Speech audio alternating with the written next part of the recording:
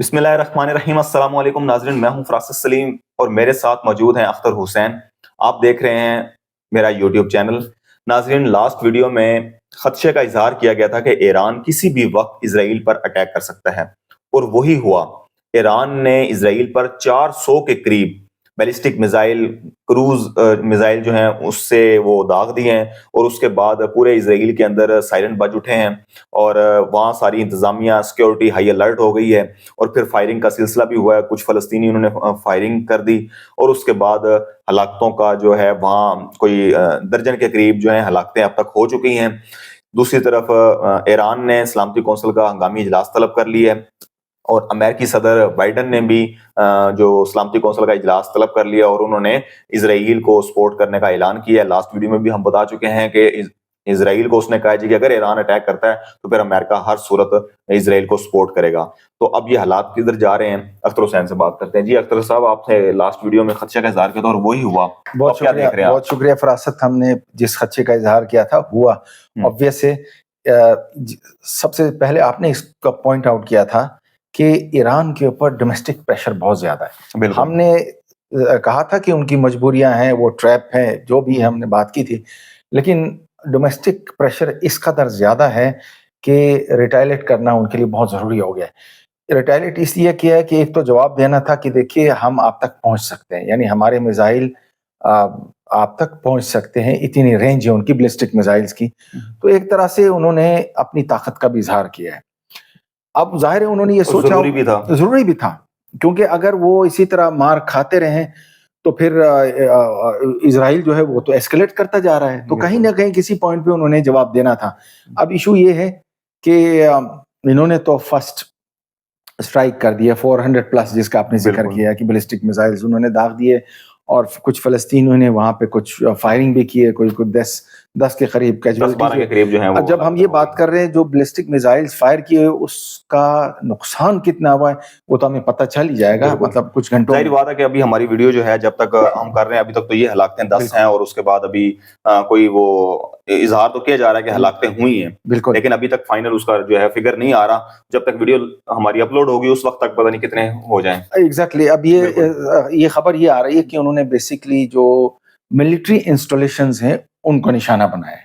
اچھا، ہاں، یہ خبر ہے اسرائیل کے اندر ملٹری انسٹالیشن کے ان کو انہوں نے نشانہ بنایا ہے۔ پھر وہ ان کے جو آئرن ڈومز ہیں، جو اینٹی مطلب بیلسٹک میزائل، مطلب یہ ٹیکنالوجی ہے نا، ظاہر ہے کہ آپ کو آپ کی فضا میں آنے سے پہلے آپ اس کو ختم کر دیتے ہیں، لیکن وہ بھی ناکام ہو گئے۔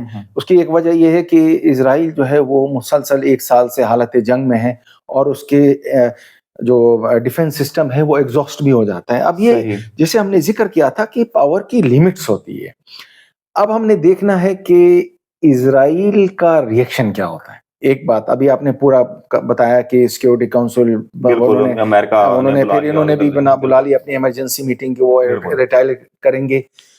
وہ ریٹائلیٹ کریں گے تو کیا ہوگا، امریکہ کیا کرے گا، وہ تھوڑا ایک سیناریو ہم نے ڈسکس کیا تھا کہ پھر روس اور چین کیا کریں گے، اور اگر جنگ پھیل گئی تو کیا ہوگا۔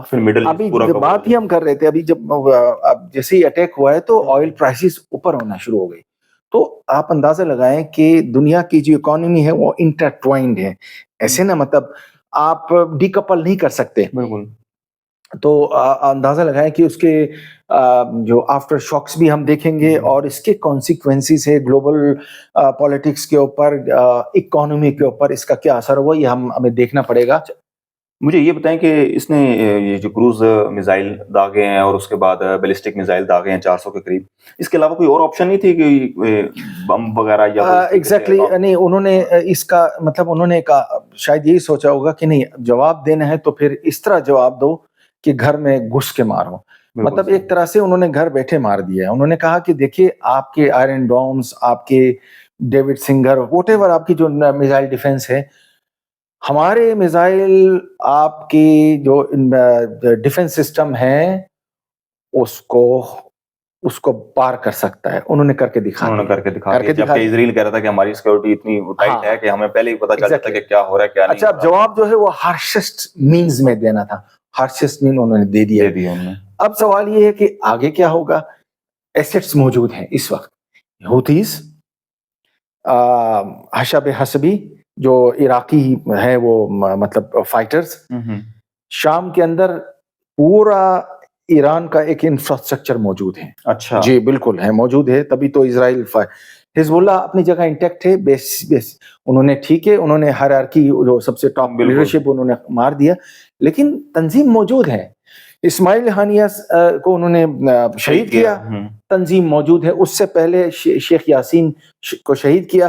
یہ میں آپ کو مثال دے رہا ہوں. اس کے فوراً بعد عزیز رنتیسی تھے، اپنا ان کو بنایا، انہوں نے اگلے دن اس کو بھی شہید کیا.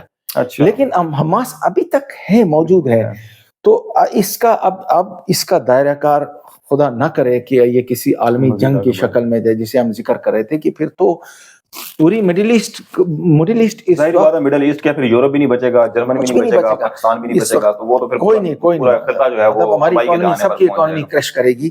بارود کا ڈھیر ہے اس وقت، ہلکی سی چنگاری سے سب کچھ ختم ہو سکتا. آپ کیا سمجھتے ہیں کہ اب جو ایران نے بدلہ لے لیا اپنا، ظاہری بات ہے کہ وہ ان کی وہ کہہ رہے ہیں پاسداران نے جو انقلاب ہے، وہ انہوں نے کہہ دیا کہ ہم نے اپنا اسماعیل ہنیہ اور ان کا حسن نصر اللہ کا بدلہ لے لیا. بالکل. تو اب اسرائیل خاموش بیٹھے گا یا دوبارہ وہ پھر اب یہ دیکھنا پڑے گا کہ آیا اس کا نقصان کتنا ہوگا، نقصان ہوگا، وہ بھی دیکھ لے گا. ظاہری بات ہے کہ وہ نقصان کتنا ہوگا. پھر اس اور دوسرا یہ کہ اس کو جواب، اگر پھر اس نے اٹیک کیا، پھر انہوں نے اٹیک کیا، پھر کیا ہوگا، پھر معاملہ پھر وہی پھر عالمی، پھر تیسری عالمی جنگ کی طرف پھر امریکہ جو ہے وہ امریکہ کا موجود ہے مڈل ایسٹ کے اندر. لیکن جنگ کوئی معمولی چیز نہیں ہے، بہت بڑی سپلائی چین ہوتی ہے. تو بڑی جنگ جو ہے وہ اس وقت امریکہ بھی افورڈ نہیں کر سکتا، کیونکہ امریکہ پھنسا ہوا ہے یوکرین کے اندر، امریکہ پھنسا ہوا ہے اس وقت ساؤتھ چائنا سی کے اندر، ہر جگہ پنگا لیا ہوا ہے. تو طاقت ان لمیٹڈ نہیں ہے، کیونکہ کوشش پہلے انہوں نے یہ کی، پہلے انہوں نے یہ کوشش کی یوکرین میں، وہ ناکام ہو گیا. اب یہاں دیکھ لیتے کیا. نہیں جی ناظرین، یہ بریکنگ نیوز تھی، ہم نے آپ کو دے دی. مجھے دیجیے گا اجازت. اللہ حافظ.